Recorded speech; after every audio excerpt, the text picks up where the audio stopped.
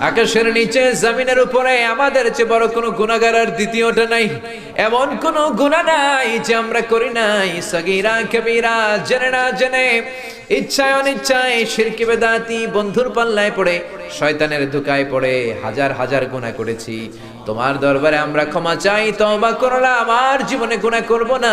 রব্বুল আলামিন আমাদের মাসুম বানিয়ে আমাদেরকে তুমি মাফ করে দাও। বুক ভরা আশা নিয়ে তোমার শাহী দরবারে এই গহীন রাতে তোমার পেয়ারা বান্দাদেরকে নিয়ে ভিক্ষুকের মতো, নাদানের মতো, মূর্খের মতো হাত তুললাম।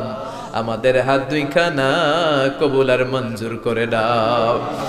আমাদের আব্বা আম্মা, দাদা দাদি, নানা নানি, চাচা চাচি, খালা খালু, মামা মামি, শ্বশুর শাশুড়ি, পাড়া প্রতিবেশী, দেশি খেসি, সবাইকে তুমি মাফ করে দাও।